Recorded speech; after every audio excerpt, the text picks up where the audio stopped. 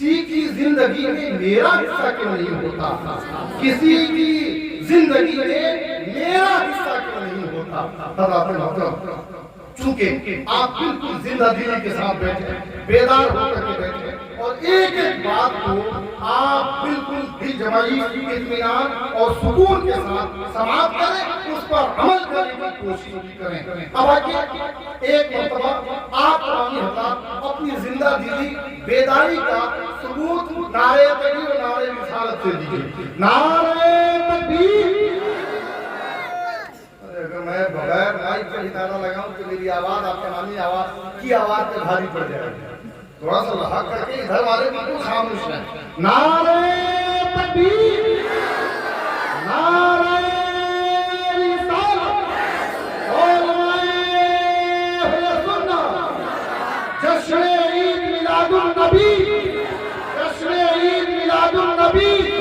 سرکار کی آمد! دلدار کی آمد! یاسین کی آمد! نعرہ تکبیر! نعرہ رسالت! سب سے اعلیٰ و اولیٰ ہمارا نبی، سب سے بالا و اعلیٰ ہمارا نبی، اور سب چمک والے اجروں میں چمکا کیے، اندھے شیشوں میں چمکا ہمارا نبی۔ اور کیا خبر کتنے تارے کیے چھپ گئے، کیا خبر کتنے تارے کیے چھپ گئے، پر نہ ڈوبے نہ ڈوبا ہمارا نبی۔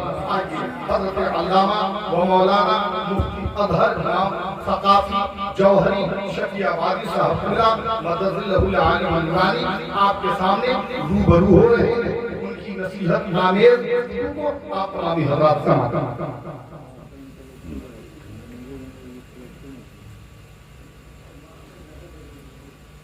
الصحابہ الفضیلہ والسعادہ والسماحہ مصدق بحلکم متحد اسلام، السلام علیکم ورحمۃ اللہ۔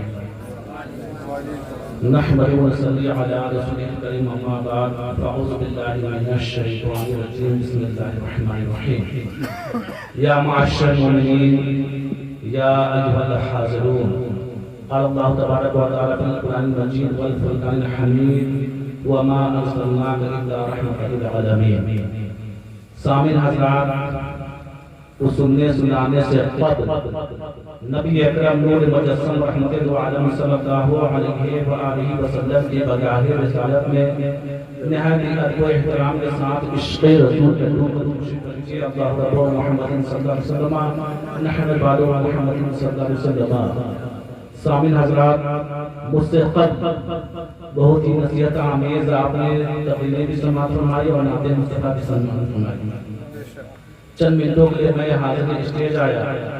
اللہ رب العزت کے بارگاہ میں دعائیں ہیں کہ اللہ رب العزت ہم تمامی کے حاضر کو فرمائے اور ہم تمامی کو سننے سے زیادہ عمل کرنے کی نصیحت کریں۔ ہمارے سنت و جماعت کے لوگ ہیں، ہمارا صدیوں کا برسوں کا یہ طریقہ رہا ہے، غم کا موقع ہو، خوشی ہو، جشن میلاد النبی کا موقع ہو، بچے کی پیدائش کا موقع ہو، ہم محفل میلاد کے انعقاد کرتے ہیں، بولے سبحان اللہ، اور انشاءاللہ قیامت تک کرتے رہیں۔ تو محض تقریریں سننا یہ کمال نہیں ہے، بلکہ اس پر عمل کرنا یہ کمال ہے، بولے سبحان اللہ۔ ہم لوگ اہل سنت و جماعت کے لوگ ہیں، ہم لوگ برہا محفل میلاد کے انعقاد کرتے ہیں، اس جلسہ کا اہتمام کرتے ہیں۔ تو کہنے کا مقصد میرا یہ ہے کہ کاش ہر محفل میلاد، ہر جلسے سے جس میں علماء تشریف لاتے ہیں، دین کے ہزاروں باتیں احکام آپ کے سامنے رکھتے ہیں، کاش بندہ مومن ہر جلسے سے، ہر میلاد مصطفیٰ سے ہزاروں باتوں کو چھوڑ کر ہر محفل میلاد جلسے سے ایک مسئلہ کو سیکھ کر اس پہ عمل کرنا شروع کر دیتا، تو یوں ہی ہمارے سماج سے کتنی برائیاں ختم ہو جاتی ہیں۔ لیکن بڑی افسوس کی بات ہے، محض ہم تقریریں سنتے ہیں لیکن عمل کرنے کی کوشش نہیں کرتے ہیں۔ انسان اپنے خیالات نہیں بلکہ انسان اپنی طبیعت سے پہچانا جاتا ہے۔ غور کیجئے، یہ علماء اہل سنت کا احسان عظیم ہے کہ کوئی بھی عالم دین جب میرے رسول پہ آتا ہے تو اپنے بات جگہ کا قصہ بیان نہیں کرتا ہے، جب بھی میرے رسول پہ آتا ہے تو شریعت کی بات کرتا ہے، طریقت کی بات کرتا ہے، معرفت کی بات کرتا ہے، پہچانے کی بات کرتا ہے، حقانیت کی بات کرتا ہے اور آپ کے فائدے کی بات کرتا ہے۔ محض آپ نہیں بلکہ عمل کرنے کی کوشش کیجئے۔ آج ہم دور پہ جی رہے ہیں تو غور کیجئے، اینڈرائڈ فون کا زمانہ ہے، آپ کا جو چہیتا مقرر ہے اب جب چاہیے گا یہ کنابل میں سن سکتے ہیں. جو آپ کا چہیتا شاعر ہے اس کی نعت آپ سننا چاہتے ہیں تو آن لائن آپ سن سکتے ہیں. لیکن وقت کی اہم ضرورت یہ ہے کہ محض تقریر سننے سے کوئی معاملہ ہاتھ آنے والا نہیں ہے، بلکہ اگر علم سیکھتے ہیں علم کے ساتھ عمل بھی ضروری ہے. علم ہے تو عمل ضروری ہے. یاد رکھیے گا یہ بھی ایک ایجوکیشن کا ذریعہ ہے. بولے سبحان اللہ. آپ یہاں بیٹھے ہیں یا جلسے میں شرکت کرتے ہیں تو اس کے دین کے احکام بتائے جاتے ہیں، باتیں بتائی جاتی ہیں، آپ کے فائدے کی بات بتائی جاتی ہے. کم سے کم اس محفل میلاد کے جلسے میں بیٹھ کر کم سے کم حلال و حرام کے بارے میں آپ سمجھ لیتے ہیں. شریعت کے کچھ احکام آپ معلوم کر لیتے ہیں، کیا صحیح ہے کیا غلط ہے، مقصد حیات کیا ہے، زندگی جینے کا شعور کیا ہے. اگر ہم مسلمان ہیں تو ایک مسلمان کا کردار کیسا ہونا چاہیے، گفتار کیسا ہونا چاہیے، عمل کیسا ہونا چاہیے. آپ بیٹھے بیٹھے یہاں پہ گیان کی پراپتی کر لیتے ہیں. لیکن محض تقریر سننے سے فائدہ ہاتھ آنے والا نہیں ہے. اگر علم ہے علم کے اعتبار سے عمل بھی کیا ہے ضروری ہے. جیسے کہ ہم سبھی جانتے ہیں اس مقدس مہینے میں، ماہ نور کے مہینے میں، اس رات میں اس محفل میں ہم بیٹھے ہوئے ہیں. اللہ تبارک و تعالی ہماری اس عبادت کو قبول فرمائے. سبحان اللہ. غور کیجئے مشکات کی پہلی حدیث ہے انما الاعمال بالنیات، عمل کا دار مدار نیت ہے. سبحان اللہ.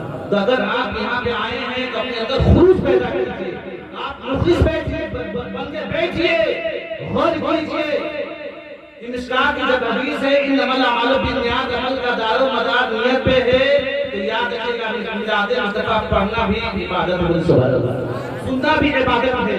تو عبادت کی محفل میں عبادت کے نیت سے بیٹھی جائے تو باعث ثواب مغفرت کا ذریعہ ہے. لہذا آپ مخلص بنیے. اس لیے خالق کائنات کسی انسان کے ظاہری شکل و صورت نہیں دیکھتا ہے بلکہ اللہ مومن کے دلوں کو دیکھتا ہے. یہ عبادت کی محفل ہے. عبادت کی محفل میں عبادت کی نیت سے بیٹھی جائے تو باعث ثواب مغفرت کا ذریعہ ہے. لہذا مجمع کم ہی ہو لیکن کم ہونی چاہیے. اس لیے اللہ تبارک و تعالیٰ کچھ ایسے بھی مخلوق ہیں جو ہمیں دکھائی نہیں دیتے ہیں، جیسے فرشتوں کی جماعت، جناتوں کی جماعت، جہاں پہ ذکر جمیل ہوتا ہے وہاں فرشتوں کا حضور ہوتا ہے. غور کیجیے محفل ہے، اس محفل میں فرشتے کی تشریف لاتے ہیں. غور کیجیے خالق کائنات کے چند ایسے فرشتے ہیں جن کو خالق کائنات نے یہ ڈیوٹی دے رکھی ہے. یہ فرشتے زمین پر دست لگاتے ہیں، چکر لگاتے ہیں، گھومتے ہیں اور یہ دیکھنے کی کوشش کرتے ہیں کہ زمین کے کس حصے پہ بیٹھ کر اللہ والے ذکر و اذکار کر رہے ہیں. جب یہ فرشتے ایسی محفل کو پا لیتے ہیں تو روایات میں آئی ہے یہ فرشتے ایک ایک شخص جو اپنے میدان میں بیٹھا ہوتا ہے ایک ایک شخص کا مشاہدہ کرتے ہیں اور یہی فرشتے اللہ تعالیٰ کی بارگاہ میں حاضر ہوتے ہیں. حاضر ہونے کے بعد خالق کائنات کی بارگاہ میں اپستھت ہو کر ہمارے دعائیں مغفرت کرتے ہیں. عرض کرتے ہیں میرے خالق کائنات فلاں جگہ میں، فلاں شہر میں، فلاں علاقے میں، فلاں گاؤں میں، زمین کے فلاں حصے پہ تیرے بندے بیٹھ کے ذکر و اذکار کر رہے ہیں. ہم فرشتے ہیں، معصومون الخط ہیں، گناہوں سے پاک صاف ہیں. یا اللہ اس محفل میں جتنے لوگ بیٹھے ہیں یا اللہ ان کی مغفرت فرما. اب بتائیے جس کے حق میں فرشتے مغفرت کی دعائیں کرے تو اس کا نسلہ کبھی خراب نہیں ہو سکتا ہے، وہ خوش نصیب ہوگا. اور اسی طرح روایات میں آئی ہے کہ جہاں پہ چند اشخاص بیٹھ کر ذکر و اذکار کرتے ہیں، ایک محفل تمام کرتے ہیں ایک جلسے کی شکل میں، جب جمع ہو کر جب ذکر و اذکار کرتے ہیں تو اللہ کے نبی نے ارشاد فرمایا جو ہی اس محفل کا اختتام ہوتا ہے اور جیسے ہی لوگ اپنی جگہ سے اٹھ کر گھر جانے کا ارادہ کرتے ہیں خالق کائنات اس کار خیر کے صدقے میں ان کے گناہ صغیرہ کو معاف فرما دیتا ہے. تو پتہ یہ چلے کہ محفل میلاد میں بیٹھنا گناہوں کا کفارہ ہے، بخشش کا ذریعہ ہے، نجات ہے. یاد رکھیے یہ محفل میلاد ہے. آپ اپنے اندر خلوص پیدا کیے. چند منٹوں کے میں حاضر اسٹیج آیا اور بارہا آپ اپنے مطابق اپنی فطرت کے مطابق بارہا آپ سو جاتے ہیں، ٹائم سے کھاتے ہیں، ٹائم سے سو جاتے ہیں. اگر کسی علاقے میں اگر محفل کا انعقاد ہو، میلاد ہو، تو آپ اگر جگ جائیے گا تو آپ کمزور نہیں ہو جائیے گا. اتنا اخراجات خرچے کیے گئے ہیں سننے کے لیے. اور جب بھی ہو اپنے اندر خلوص کا مظاہرہ کیجیے، اپنے اندر خلوص میں وہ سال 570 خالق کائنات نے اپنے نبی کو تمام عالمین کے لیے رحمت بنا کے بھیجا بھیجا سبحان اللہ۔ اور یاد رکھیے گا کہ نبی کی محبت ہی ایمان کی اصل ہے، اس میں خامی اور کمال مکمل ہے۔ اعلیٰ حضرت امام احمد اللہ خان فاضل بریلوی نے جب عشق رسول میں ڈھونڈ کر اپنے قلم اٹھایا تو کیا ہی لکھتے ہیں، واہ کیا جدو کرم ہے شہ بتا تیرا، واہ کیا جدو کرم ہے شہ بتا تیرا، نہیں سنتا ہی نہیں مانگنے والا تیرا، افش والے تیری شوقت کا علو کیا جانے، خوش روا عرش پہ اٹھتا ہے پریرا، خوش روا عرش پہ اٹھتا ہے پریرا تیرا۔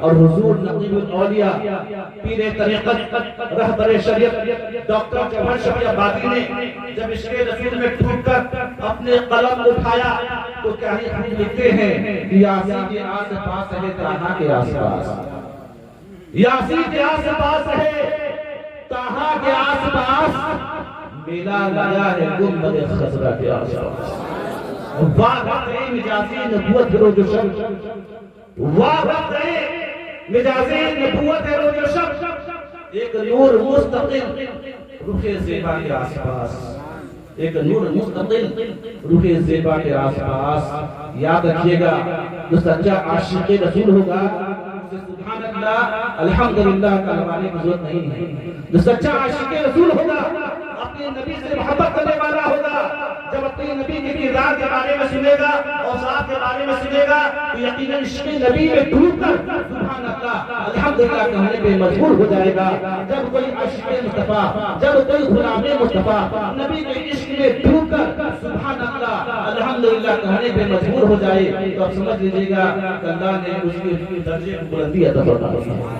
اسی لیے حضور نقیب الاولیاء نے کیا ہے خود لکھا ہے، اونچا جو چڑھ گیا ہے گرایا جائے گا، اونچا جو چڑھ گیا ہے گرایا نہ جائے گا، رفعت کی منزلوں سے ہٹایا نہ جائے گا، خود رب کائنات نے روشن کیا جسے خوبوں سے چراغ بجھایا نہ جائے گا۔ تو عاشقوں کو سبحان اللہ الحمدللہ بلوانے کی ضرورت نہیں ہے، عشق ہے تو عشق کا اظہار ہونا چاہیے، عشق ہے تو عشق کا اظہار ہونا چاہیے۔ غور کیجئے ہمیں اور آپ کو چاہیے کہ اپنے نبی سے محبت کرے، جیسا کہ آپ نے مجھ سے قبل آمد رسول پہ بہت ساری باتیں آپ نے سماعت فرمائی، ہمیں اور آپ کو یہ سمجھنا ہے کہ اللہ کے نبی دنیا میں تشریف لائے تو کس مقصد کے ماتحت تشریف لائے، کیوں آئے، اور ہم جیسے عید میلاد النبی جو مناتے ہیں کیوں مناتے ہیں، اس سے کیا فائدہ ہوتا ہے یہ بھی ہمیں جاننا ہے۔ غور کیجئے کہ ہمارے نبی دنیا میں تشریف لائے، ہمارے نبی ہمارے لیے آئے ہوئے رہے۔ اگر ہم شفرادی چاہتے ہیں، ترقی چاہتے ہیں، کامرانی چاہتے ہیں تو نبی کی سیرت کو اپنا سیرت بنائیے، نبی کے کردار کو اپنا کردار بنائیے۔ اور جب تک اپنے نبی سے ہم عشق نہ کرے، محبت نہ کرے تو ہماری ایمان نامکمل ہے، نہ ہم دنیا میں کامیاب ہو سکتے ہیں اور نہ ہی آخرت میں ہم کامیاب ہو سکتے ہیں۔ تو غور کیجئے امام احمد بن حنبل کی حدیث ہے، وہ فرماتے ہیں ایک مرتبہ چند لوگ یکجا جمع ہو کر آپس میں باتیں کر رہے تھے، ذکر و اذکار کر رہے تھے۔ راوی فرماتے ہیں اس حدیث کے راوی ابو سعید خدری اور امیر معاویہ ہیں، وہ فرماتے ہیں کہ چند لوگ بیٹھ کر آپس میں ذکر و اذکار کر رہے تھے، رسول کائنات صلی اللہ علیہ وسلم میں آمد کا تذکرہ کر رہے تھے کہ رسول کائنات صلی اللہ علیہ وسلم جب دنیا میں تشریف لائے اس وقت کے معاملات کیسے تھے، احوال کیسے تھے۔ جب اللہ کے نبی رحمت دو عالم صلی اللہ علیہ وسلم جب دنیا میں تشریف لائے تو کتنے انقلاب ہوئے، انسان کہاں سے کہاں پہنچا، اور ہمارے نبی کے آنے کے بعد زمانے میں کیا انقلاب برپا ہوئے، کتنی تبدیلیاں آئیں، اس کے بارے میں آپس میں بات کر رہے تھے۔ کچھ دن کے بعد اللہ کے نبی رحمت دو عالم صلی اللہ علیہ وسلم تشریف لائے، آقا مسکرا رہے تھے، صحابہ سے مخاطب ہو کر ارشاد فرمایا اے صحابیو تم یہاں بھی یکجا جمع ہو کر جو ذکر و اذکار کر رہے ہو، تم سے بہترین ماتحت یعنی فرشتوں کی جماعت میں اللہ تمہیں یاد کرتا ہے، چرچا کر رہا ہے۔ اللہ کے نبی نے ارشاد فرمایا کچھ دیر پہلے میرے پاس جبریل امین آئے تھے اور انہوں نے مجھے یہ بشارت دی ہے کہ آپ کے جو امتی، یہ جو آپ کے اصحاب جو ہیں جو ذکر و اذکار کر رہے ہیں، آپ کا تذکرہ کر رہے ہیں، اللہ اس محفل سے بہت خوش ہوا۔ اور یاد رکھیے گا محفل میلاد میں ہم بیٹھے ہیں اور وہ محفل نہیں، وہ جلسہ نہیں جس پہ مصطفیٰ کا ذکر نہ ہوا۔ اور یاد رکھیے گا مصطفیٰ کا ذکر کسی کی تعریف کا محتاج نہیں ہے، یہ اللہ کا کرم ہے۔ ہم کچھ بھول دے رہے ہیں اور آپ سن لے رہے ہیں، ورنہ ہماری رات کے اوقات نہیں مصطفیٰ جان رحمت صلی اللہ علیہ وآلہ وسلم کی نیند کی تعریف بیان کر سکے۔ ہماری رات کے اوقات کیا جو مصطفیٰ جان رحمت کی محمد اور تعریف بیان کر سکے۔ خالق کائنات نے اپنے نبی کے ذکر کو عظم اپار بنایا۔ قرآن مقدس میں ارشاد فرماتے ہیں کا ذکر، اے میرے محبوب میں نے آپ کے ذکر کو عظم اپار بنایا، عظم اپار بنایا۔ تو خالق کائنات نے خود ارشاد فرما دیا، اے میرے محبوب میں نے آپ کے ذکر کو عظم اپار بنایا۔ تو آپ بتائیے جس کے ذکر کو خود خالق کائنات نے عظم اپار بنایا، بلندی کے منزل پہ فائز فرمایا، تو بتائیے ہماری رات کے اوقات کیا تو مصطفیٰ جان رحمت کی تعریف بیان کر اور صاف بیان کر سکے۔ ہماری رات کے اوقات نہیں ہے کہ ہم مصطفیٰ جان رحمت صلی اللہ علیہ وسلم کے اوصاف کو ہم بیان کر سکے۔ تو غور کیجئے ہم محفل میلاد کا انعقاد کرتے ہیں تو سوال یہ پیدا ہوتا ہے کہ سب سے پہلے مصطفیٰ کا میلاد کس نے پڑھا؟ خود سنا کس نے پڑھا؟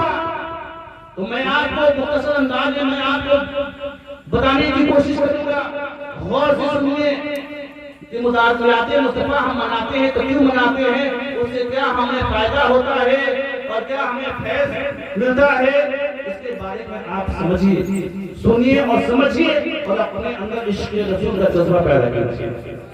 غور کیجیے خالق کائنات نے اپنے نبی کو تمام عالمین کی رحمت بنا کے بھیجا، اور یاد رکھیے گا سب سے پہلے مصطفیٰ کا میلاد خود خالق کائنات نے پڑھا۔ بولے سبحان اللہ۔ سب سے پہلے مصطفیٰ کا میلاد خود خالق کائنات نے پڑھا۔ سارا عالم خطاب الہی کا مخاطب تھا، گویا سارا دنیا اجتماعی عظیم ہے، خدا پاک میلاد مصطفیٰ کا ذکر فرما رہا ہے۔ پتہ ہی چلا کسی مجمع میں، کسی محفل میں، کسی میلاد میں، کسی کانفرنس میں مصطفیٰ کا ذکر دینا خدا کی سنت ہے۔ تو بتائیے مصطفیٰ جان رحمت صلی اللہ علیہ وسلم کے ایک ادنا سا چھوٹے سے سنت کی یہ فضیلت ہے کہ اگر کوئی مقرر بیان کرنا چاہے، اگر کوئی خطیب اپنی خطابت میں بیان کرنا چاہے تو کما کو کوئی بیان نہیں کر سکتا ہے، تو آپ اسی سے اندازہ لگا سکتے ہیں جو چیز خود خالق کائنات کی سنت ہو اس کے فضیلت کا کوئی اندازہ کیسے لگا سکتا ہے۔ تو سب سے پہلے مصطفیٰ کا ذکر، سب سے پہلے مصطفیٰ کا میلاد خود خالق کائنات۔ بولے سبحان اللہ۔ غور کیجیے، اور ہم جو جشن میلاد النبی پہ محفل کا انعقاد کرتے ہیں کچھ بدبختوں کو حجم نہیں ہوتا۔ تو غور کیجیے عید میلاد النبی ولادت کا آیا ہے، یعنی پیدائش کی خوشی، پیدائش کے معنی میں ہے۔ تو غور کیجیے کہ اللہ کے نبی نے جمعے کو ہفتہ کا عید کا ہے۔ سبحان اللہ۔ اور کس مناسبت سے؟ جمعے کے دن آدم علیہ السلام پیدا ہوئے، آدم علیہ السلام پیدا ہوئے، غور کیجیے اللہ نے ان کی تخلیق فرمائی، تو وہ دن کیا ہوا؟ ہفتہ کا عید کہلایا۔ بولے سبحان اللہ۔ آدم کی مناسبت سے عید کہلایا۔ تو غور کیجیے کہ جس روز اللہ کے نبی رحمت دو عالم صلی اللہ علیہ وسلم دنیا میں تشریف لائے تو تمام عیدوں سے بڑھ کر یہ عید ہے۔ بولے سبحان اللہ۔ تمام عیدوں سے بڑھ کر عید ہے، ہزاروں عیدیں قربان نبی کی ولادت کی تاریخ پہ۔ بولے سبحان اللہ۔ تو غور کیجیے کہ نبی پاک صلی اللہ علیہ وسلم تمام عالمین کے لیے رحمت بن کر کے آئے۔ وہ ساربن ساس رسالہ خالق کائنات نے اپنے نبی کو تمام کائنات کے لیے، ہر شے کے لیے نبی بنا کر کے بھیجا، اور تاکہ ہم ان کی باتوں پہ عمل کریں اور ان کے نقش قدم پہ چل کر دنیا میں بھی کامیاب ہو جائے اور آخرت میں بھی کامیاب ہو جائے۔ اقوام عالم کی تاریخ میں قوموں کی حضور زبان کی بہت ساری تاریخیں پڑھی ہیں، اور جہاں تک قوم مسلم اور اسلامی نظام حیات کی بات ہے، اسلام ایک زندہ حقیقت ہے اور ایک مکمل نظام حیات نمائندگی کرتا ہے۔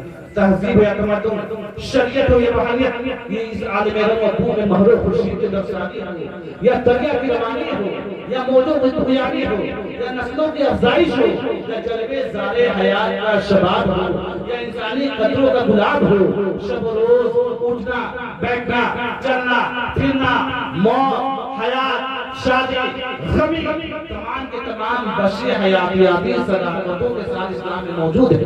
اور اس سے الگ ہٹ کر اگر کوئی انسان اپنے آپ کو مسلمان لاتا ہے تو کسی فرق سے کم نہ ہوگا۔ عشق و الفت کا معیار کو دیکھے تو ویسے بنی کا ذرا پیار کو دیکھے تو پھر کہیں دنیا میں جانے کی ضرورت کیا حیثیت ہے کہ افراد کو دیکھے۔ وہ سال 570 خالق کائنات نے پرانے مقدس کو دھوس کر دیا۔ وہ خالق کائنات نے سرجن گردید نیت کو کروانے ایوم مریادی کرنی ہے تو وہ سال 570 خالق کائنات نے اس پاون پوتر پرنئے پردھان پرشمئی پرمپراگت پوترتم قرآن کے پنکتیوں میں دھوس کر دیا اور ارشاد فرما دیا وما ارسلناک الا رحمۃ للعالمین، اے میرے محبوب میں نے آپ کو تمام عالمین کے لیے رحمت بنا کر بھیجا۔ وہی قرآن مقدس جو تمام علوم دین و دنیا کا مقصود و منبع ہے، جو انسانی جبلی فطری صداقتوں کو جو مراتا ہوا انسانوں میں محبت مروت مرافقت اخوت اور بھائی چارگی کا درس دیتا ہے۔ یہی وجہ ہے اسلام کبھی سماج کو توڑتا نہیں ہے بلکہ کو پھر سے جوڑتا ہے۔ اسلام doesn't integrate but integrates all broken hearted love. Islam is a message of peace, love, unity for every Christian in this world. By this you can understand why the value of Islam. Our Prophet Muhammad sallallahu alaihi wasallam was chosen by Allah to deliver this message of peace, love, unity for every Christian in this world. وہ نبی تمام عالمین کے لیے رحمت بن کر آئے اور جو نبی تمام کائنات کے لیے رحمت بن کر آیا ہوگا وہ توڑنے والا نہیں ہوگا کو پھر سے جڑنے والا ہوگا۔ وہ نبی آ رہے ہیں غور کیجئے گا، وہ نبی آ رہے ہیں تو کام نہیں، کروز نہیں، مد نہیں، موہ نہیں، اہم نہیں، اہنکار نہیں، سمپردائیتا نہیں، دانوتا نہیں، دوستا نہیں، وہ نبی آ رہے ہیں تو پھٹے انسانوں کو صراط مستقیم پہ نامزد کرنے کے آ رہے ہیں۔ وہ نبی آ رہے ہیں شادیہ کا پیغام لے کر آ رہے ہیں، شادیہ کا سندیش لے کر آ رہے ہیں۔ وہ نبی ذات بات نہیں جانتے، وہ نبی بھید بھاؤ نہیں جانتے۔ ایک روحا پوجا میں جا کر ایک بھید بدید پڑھو، یہ دیدہ پارس نہیں جنت کنچن کرت کرو۔ پارس ایک پتھر ہے، غور کیجئے گا، پارس ایک پتھر ہے۔ اس پارس پتھر کو اگر کسی لوہے سے سٹا کر رکھ دیا جائے تو پارس اسے سونا میں کنورٹ کر دیتا ہے۔ مسجد کا لوہا لائیے اس پارس سے سٹا کر رکھ دیجئے، پارس اسے سونا بنا دے گا۔ گرجا کا لوہا لائیے سٹا کر رکھ دیجئے، اسے بھی سونا بنا دے گا۔ کوئی بھی لوہا لائیے اس پارس سے سٹا کر رکھ دیجئے، پارس اسے سونا میں کنورٹ کر دے گا۔ اس پتھر کے اندر اللہ نے وہ کوالٹی رکھی ہے، اس کے اندر قدرتی طاقت رکھی ہے جو اسے سٹ جائے قیامت میں نکھر جائے۔ غور کیجئے وہ پتھر جسے ہم پارس کے نام سے جانتے ہیں۔ میں نے پارس کی اس کوالٹی کو دیکھ کر پارس سے یہ پوچھا ہے، پارس یہ بتا تیرے اندر اتنی کہاں سے آئی، یہ پاکستانی کہاں سے آئی، تیرے اندر یہ کوالٹی کہاں سے آئی؟ تو پارس نے کہا اے اظہر امام جوہری ثقافی، کیا تجھے اتنا بھی نہیں معلوم کہ محمد اصلی وجود دو عالم، محمد نہ ہوتے تو کچھ بھی نہ ہوتا، نہ ہوتے جہاں میں کہیں چاند تارے، نہ گنجے چٹکتی نہ کلیاں بھاگتی، کہاں ملتا پھولوں کے ہونٹوں کو شبنم، محمد نہ ہوتے تو کچھ بھی نہ ہوتا۔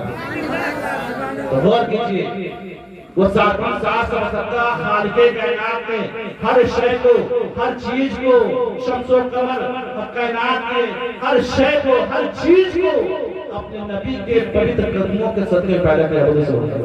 ہر شے کو، ہر چیز کو نبی کے صدقے میں پیدا کیا۔ پوری کائنات کو، پورے برہمانڈ کو، پورے وشو کو، ہر شے کو، ہر چیز کو خالق کائنات نے اپنے نبی کے پوتر چرنوں کے صدقے پیدا کیا۔ تو غور کیجئے گا یہ ہر چیز کو نبی کے صدقے پیدا کیا تو بلا شبہ اس پارس پتھر کو بھی نبی کے قدم ناز کے صدقے پیدا کیا۔ تو غور کیجئے نبی پاک کے قدم ناز سے پیدا ہونے والے، اس کے صدقے میں نبی پاک کے قدم ناز کے صدقے میں پیدا ہونے والے ایک پارس کے اندر یہ کریکٹر، یہ خوبی، تو بتائیے جس کے صدقے میں پوری کائنات کو بنائی گئی اس نبی کا کردار کتنا اعلیٰ ہوگا، اس نبی کا بہیویئر کتنا اعلیٰ ہوگا، اور صاحب کتنا اعلیٰ ہوگا، گفتار کتنا اعلیٰ ہوگا، عمال کتنا اعلیٰ ہوگا، پیغام کتنا اعلیٰ ہوگا۔ جب ان کی گدا بھر دیتے ہیں شہان زمانہ کی جوڑی، محتاج کا یہ عالم ہے تو مختار کا عالم کیا ہوگا۔ غور کیجئے، محض ہم تقریریں سنتے ہیں تو یاد ہے اس سے کوئی فائدہ ہاتھ آنے والا نہیں ہے۔ اگر آپ سچے عاشق رسول ہیں تو جو سچا عاشق رسول ہوگا اس کو پرمان دینے کی ضرورت نہیں ہے، کیونکہ گلاب خود نہیں کہتا کہ ہم گلاب ہیں، بلکہ لوگ اسے گلاب کہتے ہیں۔ تو بلا شبہ جو نبی کا چہیتا ہوگا، عاشق رسول ہوگا، اپنے نبی سے محبت کرنے والا ہوگا، تو یقیناً وہ عاشق رسول اپنے کردار سے، اپنے کردار سے، اپنے اعمال سے پہچان لیا جائے گا کہ یہ عاشق رسول ہے۔ تو محض ہم تقریریں سنتے ہیں، عمل کرنے کی کوشش نہیں کرتے ہیں، تو یاد رکھیے گا کہ عمل سے ہی ہماری مغفرت ہے۔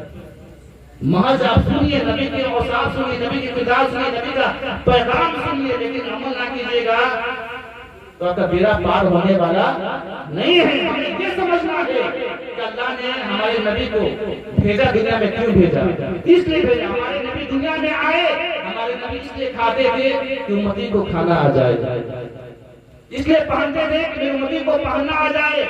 یہ مذہب اسلام کی خوبیاں ہیں کہ بچے کی پیدائش سے لے کر جوانی تک، جوانی سے لے کر بڑھاپے تک ایک ایک مراحل کو درپیش آتے ہیں، ایک ایک شے کو، ایک چیز کو خالق کائنات نے قرآن مقدس میں واضح طور پہ بیان کر دیا، اور ہمارے نبی نے ڈیفینیشن کے ساتھ ہر چیز کو بیان کر دیا، مقصد حیات کو بتایا، انسان کو کس طرح زندگی گزارنی چاہیے وہ طریقہ بتایا، رہ کر تبلیغ اسلام کی اور ہمیں پیغام دیا۔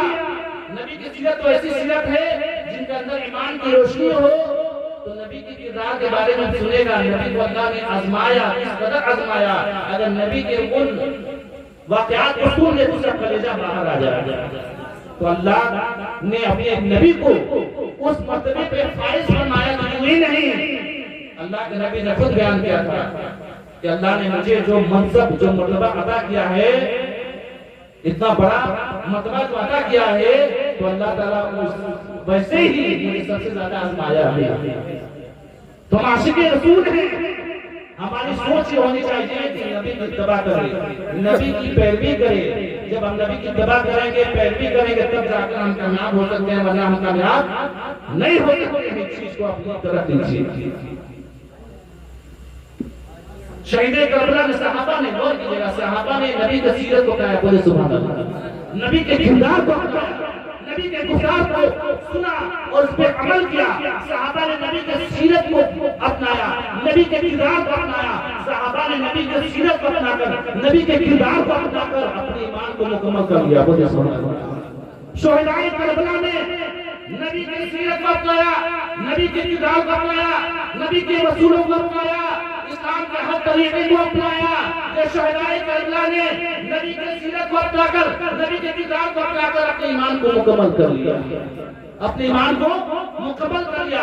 یہ اولیاء کی ذات جو چمکتے ہوئے نظر آ رہے ہیں اور ان سے ہم فیض حاصل کرتے ہیں، یہ اولیاء کی جماعت میں خشیت الہی کے بکری میں تپ کر، عشق رسول کا جام پی کر، خشیت الہی میں مچل کر، ڈوب کر، شریعت کی اتباع کر کر، نبی کے سیرت کو اپنا کر، نبی کے طریقے کو اپنا کر اور شریعت کی اتباع کر کر، نبی کی اتباع کر کر، خشیت الہی کے بکری میں تپ کر اور عشق رسول کا جام پی کر، جب یہ اولیاء نے اپنے ایمان کو مکمل کر لیا تو ہم دیکھ سکتے ہیں کوئی غوث اعظم بنے کو چمکا، کوئی مخدومی کا خواجہ بنے کو چمکا، کوئی نظام الدین بنے کو چمکا، کوئی خالق حق کا راجہ بنے کو چمکا، کوئی سرکار سلطانی بنے کو چمکا، اور جی جگہ پلاتے ہیں۔ آج میں خدا کی رحمت کو پاتے ہیں، نسبتوں کے کرن سے ہے روشن جہاں، ایک چاند بھی چاہیے چاندنی کے لیے، نہ سہے کچھ دامن جب مگر درد دل چاہیے بس آدمی کے لیے۔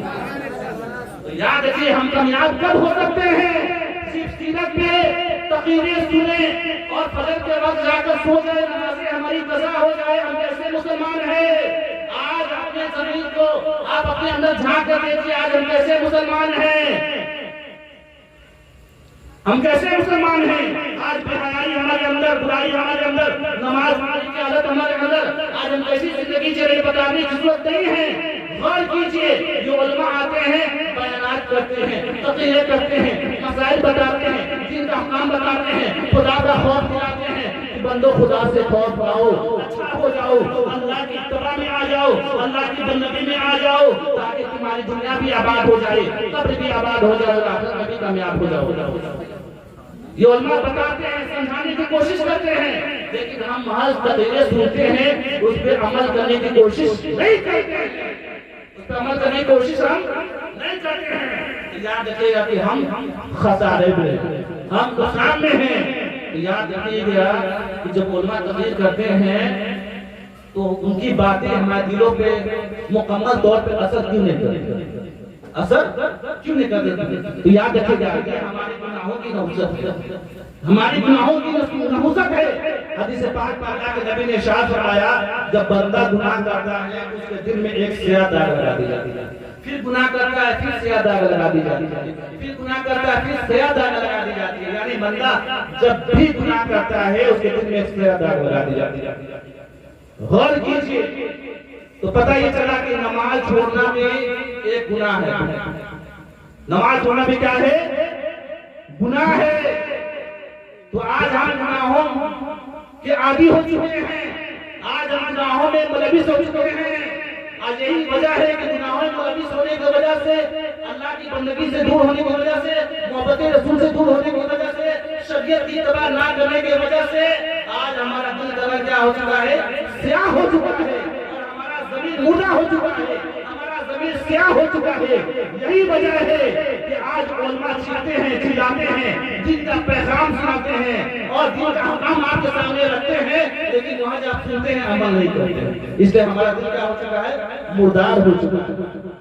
انہیں بھی تمام عالمین کی رحمت بن کر کے آئے، اور جب تک آپ نبی کے شریعت پر عمل نہ کرے، جب تک نبی کے بتائے ہوئے حکموں کا ہم پالن نہ کرے، تو بتائیے کہ ہم کامیاب ہو سکتے ہیں؟ نہیں ہو سکتے ہیں۔ تو یہ جو پیغامات آپ سنتے ہیں، جن کا حکمات آپ جو سنتے ہیں، یہ ایجوکیشن آپ کو سکھا دی جا رہی ہے، آپ کو جن کا حکم سکھائی جا رہی ہے۔ اگر آپ واقعی میں سیکھتے ہیں تو اس پہ عمل بھی کرنا ضروری ہے۔ محض آپ نماز کے طریقے کو سیکھ لیجئے، تریاق درود جو بھی نماز میں جو چیزیں پڑھی جاتی ہے سب آپ یاد کر لیجئے، تو بتائیے سب یاد کر لینے سے کیا آپ کا بیڑا پار ہونے والا ہے؟ آپ کی نمازیں ادا ہو جائے گی؟ نہیں، بلکہ شریعت اسلامیہ نے جو طریقہ بتایا ہے، جو سسٹم بتایا ہے، جب تک پورن روپ سے گیان کی پراپتی کے ساتھ ساتھ جب تک اس کو ہم فالو نہ کرے، اس طریقے سے ادا نہ کرے، جب تک ہماری نماز نہیں ہوگی۔ تو لہذا ہم سیکھتے ہیں عمل کرنے کے لیے، اور محض آپ سنیے عمل نہ کیجیے تو کیا ہے؟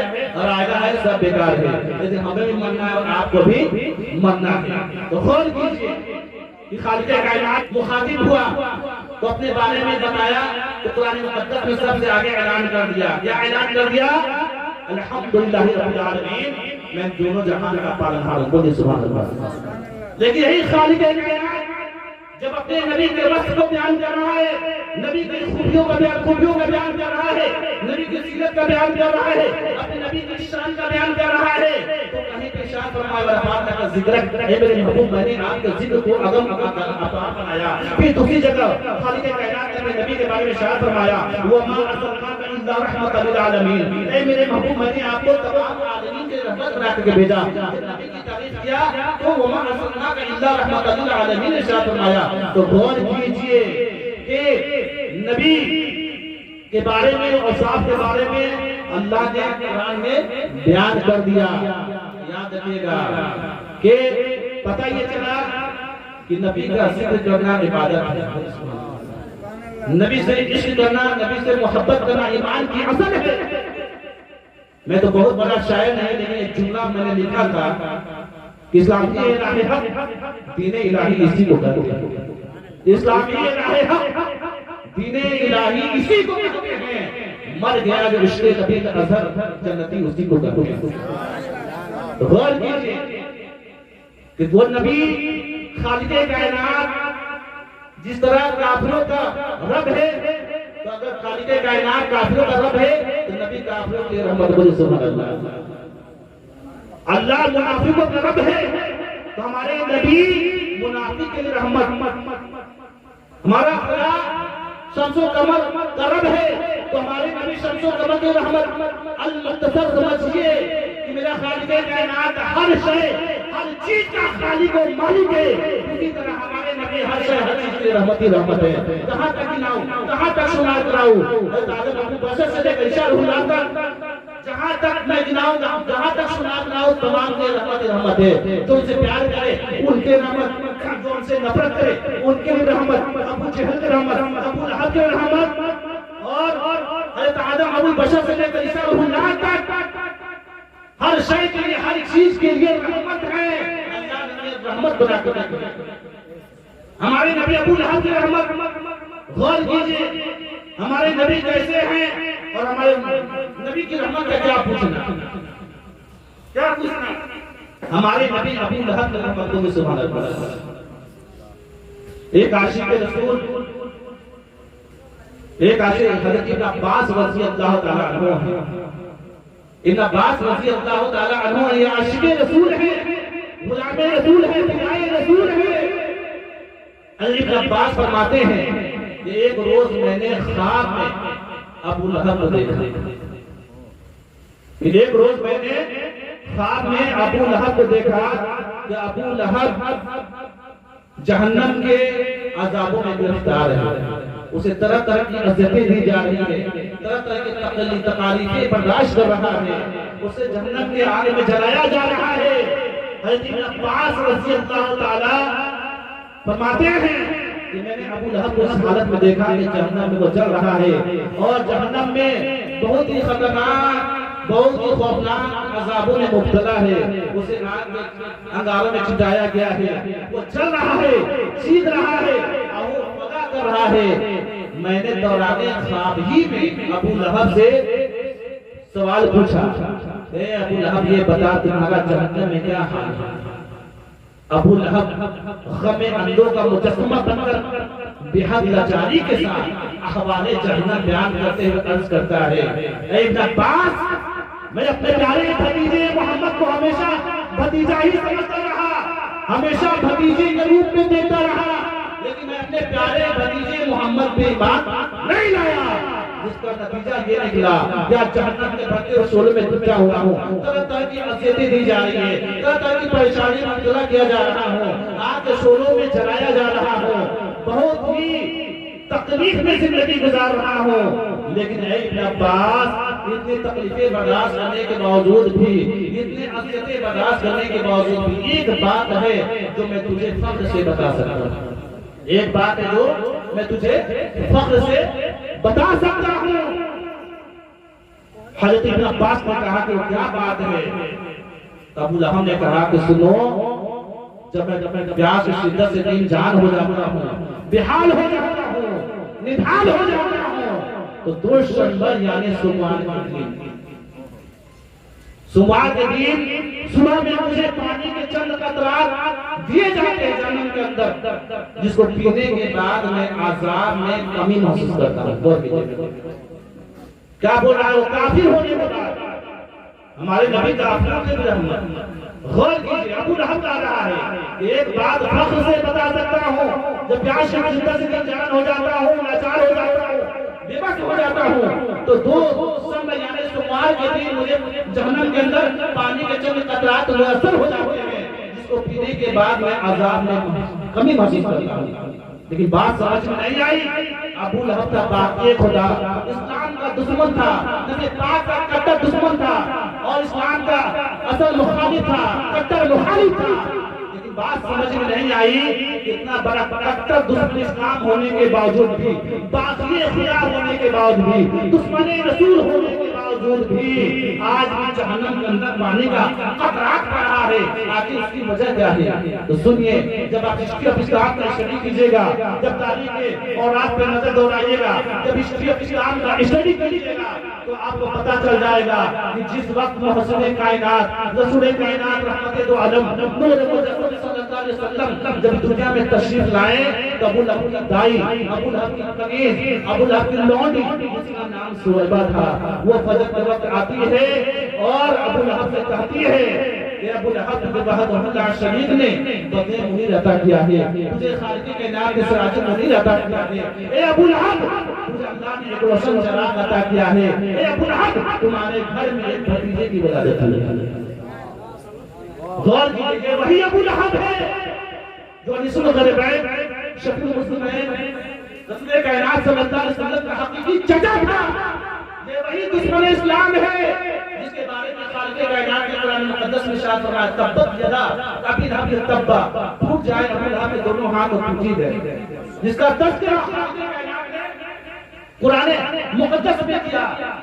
کٹر دشمن اسلام ہونے کے باوجود بھی، باغی خدا ہونے کے باوجود بھی آج جہنم کے اندر پانی کا قطرات بار غور کیجیے، یہ وہی صہیبہ ہے جو ابو لہب کی لونڈی تھی، کنیز تھی، جس نے نبی پاک صلی اللہ علیہ وسلم کے آمد پر دنیا میں جب تشریف لائے اس نے اس کو خوشخبری سنائی تھی۔ تو غور کیجیے، ابو لہب جیسے ہی یہ جملہ کو سنتا ہے کہ گھر میں بھتیجا کی پیدائش ہوئی ہے، خوشیوں میں مچل جاتا ہے، ڈوب جاتا ہے، خوشیوں میں مگن ہو جاتا ہے، اور خوش ہوتے ہوئے اپنی شہادت کی انگلی سے اشارہ کرتے ہوئے صہیبہ کی طرف اشارہ کرتے ہوئے کہا تھا، اے صہیبہ کل تک تو غلامی کے زنجیروں میں گھری ہوئی تھی، کل تک تو میری خادمہ تھی، کل تک تو میری لونڈی تھی، کل تک تو میری کنیز تھی، لیکن آج ابو لہب اپنے پیارے بھتیجے کی خوشی میں، پیدائش کی خوشی میں تجھے آزادی کی شناخت عطا کر رہا ہے، لہذا انگلی سے اشارہ کرتے ہوئے کہا تھا، اے صہیبہ جا میں نے تجھے آزادی عطا فرما دی ہے،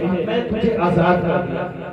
غور کیجیے، یہ وہی ابو لہب ہے جس نے فقط نبی کی پیدائش کی خوشی میں خوشیوں کا اظہار کیا، نبی کی پیدائش کے دن میں خوشیوں کا اظہار کیا اور اپنے لونڈی صہیبہ کو آزاد کر دیا تھا۔ تو آج بھی جہنم کے اندر پانی کے قطرات پڑ رہے ہیں، آج بھی جہنم کے اندر پانی کے قطرات پڑ رہا ہے۔ تو مسلمانوں غور کرو، جب ایسے کرتا ہے دشمن اسلام ایک کافر کو جس نے فقط نبی کی پیدائش کی خبر سن کر اپنے لونڈی کو آزاد کر دیا تھا، تو آج بھی جہنم کے اندر فیضیاب ہو رہا ہے، آج بھی جہنم کے اندر پانی کے قطرات اسے میسر ہو رہے ہیں، آج بھی فیضیاب ہو رہا ہے۔ میرے سنی مسلمانوں، میں پورے شوق و ذوق اور یقین سے کہہ رہا ہوں، جب ایسے کٹر دشمن اسلام ابو لہب کو جب جہنم کے اندر جو کہ کافر ہے، دشمن اسلام ہے، باغی اسلام ہے، رسول ہاشمی کا دشمن تھا، یہ ابو لہب کافر ہونے کے باوجود بھی آج بھی جہنم کے اندر پانی کا قطرات پڑ رہا ہے۔ تو میں پورے شوق و ذوق اور یقین کامل سے کہہ رہا ہوں کہ ہم مصطفیٰ جان رحمت کے غلام ہیں، ہم خداوند رسول ہیں،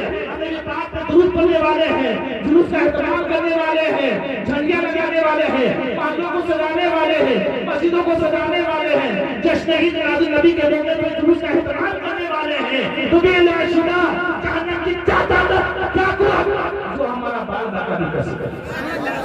بتائیے کہ نبی کی پیدائش پہ خوشیوں کا اظہار کرنا مغفرت کا ذریعہ ہے، نجات کا ذریعہ ہے۔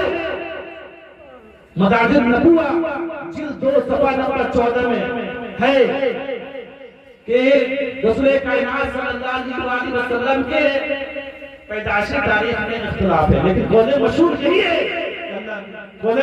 ہے کہ واقعی اصحاب فیل کے 55 دن بعد نبی کائنات صلی اللہ علیہ وسلم دنیا میں تشریف لائے۔ 12 ربیع الاول 20 اپریل سن 571 عیسوی کو دنیا میں تشریف لائے، اور اسی پہ اہل مکہ احمد ہیں، اور یہ لوگ 12 ربیع الاول کے دن شان نبوت کی زیارت کے جایا کرتے تھے، اور وہاں پہ نبی کے انتقاد کیا کرتے تھے، قرآن خوانیاں کیا کرتے تھے۔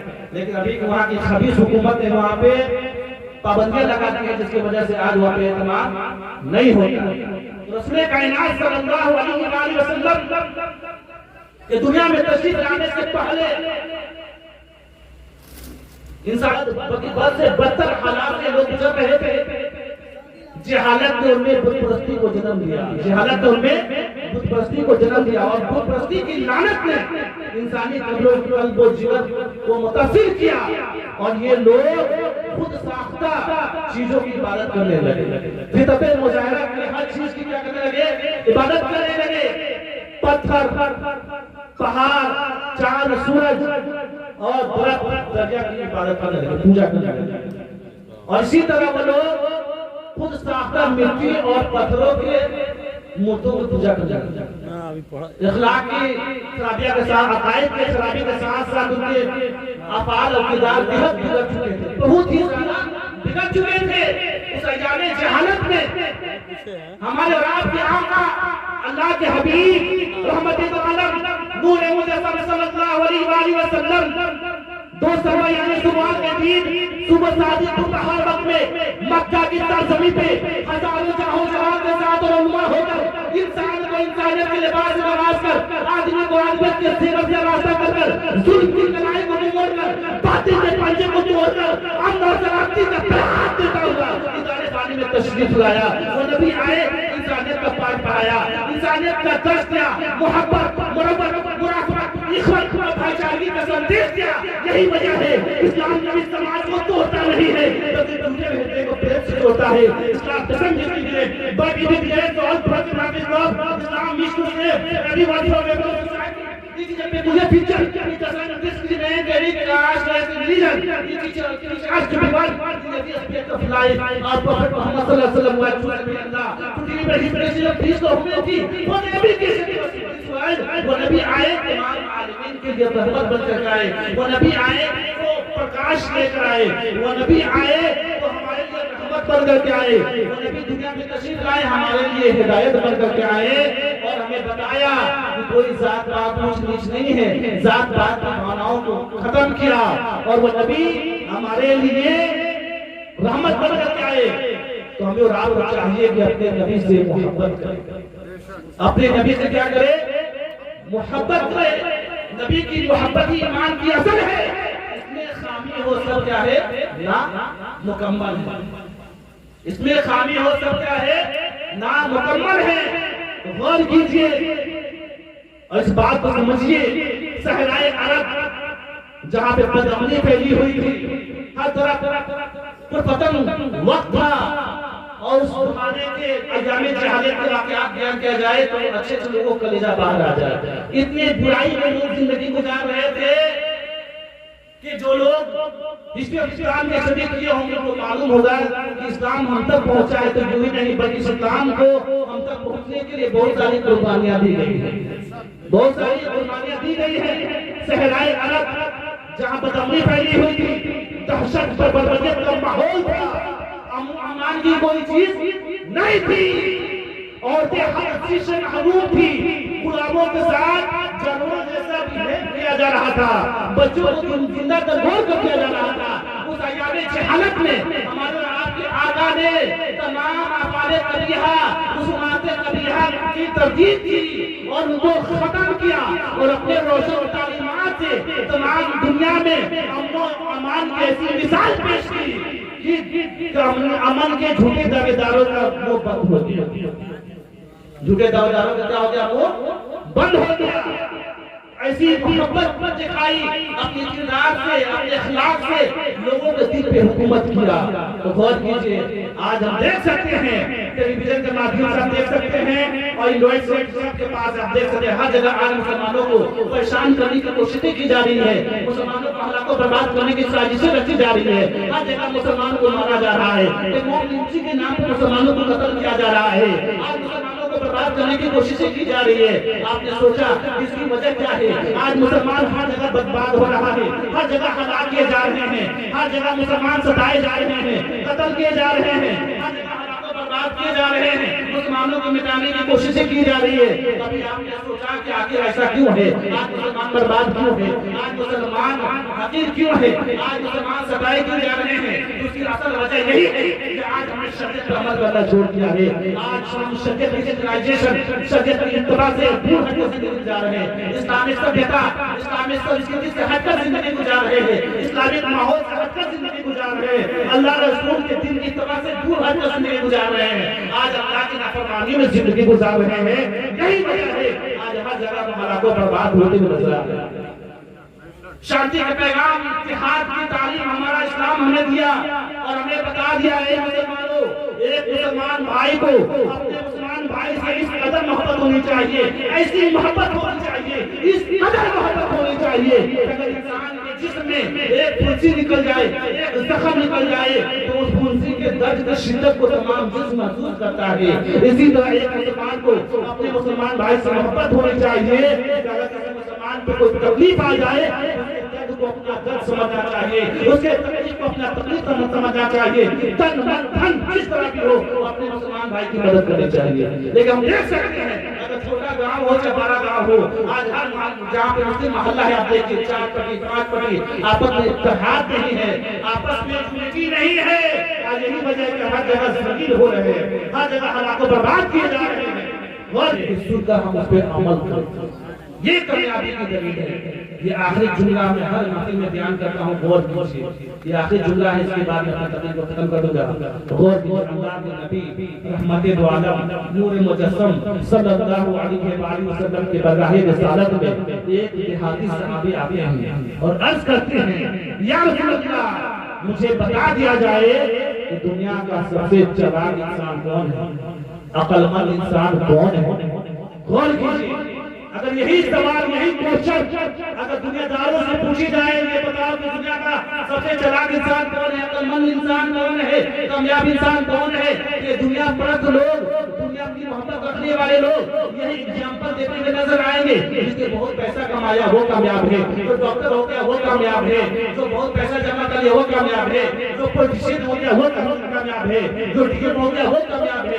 یہ اگزامپل دیتے ہوئے نظر آئیں گے، لیکن قربان جائیے پیغمبر اسلام پر، جب پیغمبر اسلام سے یہ پوچھا گیا، عرض کیا گیا، سوال کیا گیا، یا اللہ ہمیں بتا دیجئے کہ دنیا کا سب سے چلاک انسان کون ہے، عقل مند انسان کون ہے، تو اللہ کے نبی نے یہ کلمہ نہیں کیا، بلکہ مسکراتے ہوئے بڑے ہی اچھے انداز میں صحابہ سے مخاطب ہو کر ارشاد فرمایا تھا، اے میرے صحابی کیا تم جاننا چاہتے ہو دنیا کا سب سے چلاک انسان کون ہے، خیرت مند انسان کون ہے، کامیاب انسان کون ہے؟ تو سنو، دنیا کا سب سے چلاک، عقل مند، خیرت مند، کامیاب انسان وہ ہے جو موت آنے سے پہلے آخرت کی تیاری میں لگا ہے۔ سب ٹھاٹ مارا کر جائے گا جب لاد چلے گا بتانا۔ جی ہاں، وقت ہمیں آخرت کی بات سننا چاہیے۔ جیون مرن سے کٹھن ہے جوہر بن کا کھیل، جیون مرن سے کٹھن ہے جوہر بن کا کھیل، کچا سرسوں پھیر کر کھلی بنی جاتے ہیں۔ کلیجہ انصاف سے بتائیے، ہمارے آپ کے ساتھ کوئی بھی چیز قبر میں جانے والی ہے، نہ سونا چاندی ہیرا موتی زمین جائیداد اپنا بہانا کوئی شے کوئی چیز ہمارے آپ کے ساتھ قبر میں جانے والی نہیں ہے۔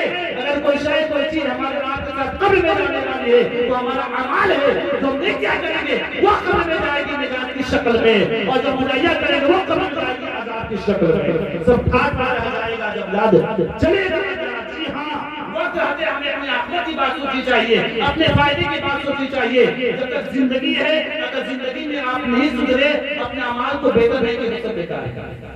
ہر انسان کی زندگی میں چاہتا ہے مجھے کامیابی کا ایسا ستر مل جائے، کوئی ایسا نسخہ مل جائے، کوئی ایسا رول مل جائے کہ اس پہ عمل کر کر میں کامیاب ہو جاؤں۔ لیکن بڑی افسوس کی بات ہے، آج مسلمان غافل ہو چکے ہیں، آج مسلمان سو رہا ہے۔ یعنی 5 وقت مؤذن کامیابی کا ستر بتا رہا ہے، نیم بتا رہا ہے، اور مسجد سے صدائیں آ رہی ہیں، حی علی الصلاۃ، حی علی الصلاۃ، حی علی الفلاح، حی علی الفلاح۔ نماز کی جانب آؤ، کامیابی کی جانب آؤ، کامیابی کی جانب آؤ۔ پتہ یہ چلا ایک مسلمان کی اصل کامیابی تو نماز میں چھپی ہوئی ہے، لیکن آج مسلمان نماز چھوڑ کر شریع صدق ہٹ کر آج کامیابی کھوج رہا ہے۔ حد ممکن پیسہ جمع کر کر حد ممکن دنیا میں تو کامیاب ہو سکتے ہیں، فیسلٹی کی زندگی جی سکتے ہیں، اور اچھی عمارتیں بنا کر گدے پہ سو سکتے ہیں حد ممکن پیسے سے۔ لیکن یاد رکھیے گا کہ آخرت کا پیسہ ہمارا اعمال ہے، وہاں پر کرنسی قبر میں جانے والی نہیں ہے۔ اللہ کے بارگاہ میں اسے کوئی اہمیت نہیں ہے۔ اللہ کی نظر میں سب سے بڑا وہ ہے جو تقویٰ میں بڑا ہے۔ اللہ کے پسندیدہ وہ ہے جس کا تقویٰ ہے۔ اللہ کس کو پسند کرتا ہے؟ اللہ تقویٰ والوں کو پسند کرتا ہے، پرہیزگاری کو پسند کرتا ہے۔ تو پتہ یہ چلا کہ دنیا میں ہم زندہ ہیں، تو دنیا میں عیش و آرام اور آرام دہ بستر کے لیے، آرام دہ زندگی کے لیے پیسہ کمانا ضروری ہے۔ یاد رکھیں اس دنیا کے بعد ایک آخرت کی دنیا ہے، وہ آخرت کی جو دنیا ہے وہاں کی کامیابی نیک اعمال ہے۔ وہاں پہ پیسے کام نہیں آئیں گے، آپ کی بجلی کام آنے والی نہیں ہے، آپ کے سونے چاندی کام آنے والی نہیں ہے، آپ کے بال بچے کام آنے والے نہیں ہیں۔ وہاں کا تو ذخیرہ، وہاں کی کامیابی تو اعمال میں چھپا ہوا ہے۔ اگر آپ وہاں کی کامیابی چاہتے ہیں تو اپنے اعمال کو بہتر بنائیے۔ اگر دنیا میں فیسلٹی چاہتے ہیں پیسہ کمائیے، پیسہ کمائیے اور اللہ کو بھی راضی کیجیے۔ دنیا میں کامیاب ہو جائیے گا اور آخرت میں کامیاب ہو جائیے گا۔ لیکن جو بندہ چاہتا ہے کہ آخرت میں مجھے बड़ा मकाम मिले, अल्लाह मुझे जन्नत अता फरमाए, मुझे किसी की तकलीफ ना हो, ना कब्र में तकलीफ हो, ना ही हश्र में तकलीफ हो। बेशक मुसलमान है, जो भी उलमा बयान करते हैं, शरीयत की बात करते हैं, हदीस की बात करते हैं, और मुसलमान उसे कहते हैं जो अल्लाह को बेदेखी यकीन करे और अल्लाह के नबी के फरमूदा पे अमल करे। अल्लाह के नबी ने जो फरमा दिया है से उसको सच जाने। ये पैगाम देने वाला कौन है? हमारे नबी ने हमें बताया है, ए लोगों, तुम्हें जो जिंदगी मिली है यूं नहीं मिली है, पहले तो जिंदगी दी जाएगी, जिंदगी बाद में मौत आएगी, मौत के बाद तुम्हें कब्रों से निकाला जाएगा, और कब्रों से निकालने के बाद तुम्हें रब से मुझबद्दी तो कर अपने पाप पुण्य का हिसाबो किताब देना होगा। तो मकसद हयात को समझिए, नबी आए इसी मकसद को समझाने के लिए, इसी मकसद को समझाने के लिए। गौर कीजिए, 1,24,000 कमोबेश पैगंबर दुनिया में आए कि नहीं? बोलिए, 1,24,000 कमोबेश पैगंबर दुनिया में आए। किस लिए हैं? किस लिए आए? हमारी रहनुमाई के लिए। बड़े बड़े औलिया हैं, दुनिया का अल्लाह ने उनको भेजा हमारी हिदायत के लिए, हमारी इस्लाह के लिए। बड़े बड़े उलमा को अल्लाह ने दुनिया में भेजा किस लिए? कि अज्ञानी मानव को बता दिया जाए, संसार के संपूर्ण अज्ञानी मानव को बता दिया जाए, इन गाफिल इंसानों को समझा दिया जाए कि खालिक़े कायनात ने तुम्हें यूं पैदा नहीं किया है। मकसद हयात को समझने के लिए खालिक़े कायनात ने तुम्हें यूं ही नहीं भेजा है दुनिया में, बल्कि पहले जिंदगी देगा, जिंदगी बाद फिर मौत आएगी, मौत के बाद फिर हमें कब्र में भी जाना है, कब्र में जाने के बाद फिर हमें एक वक्त मुकर्ररा, फिर हमें कब्र से निकाला जाएगा। निकलने के बाद हमारे और आपको रब के समुच उपस्थित होकर अपने पाप पुण्य का हिसाब किताब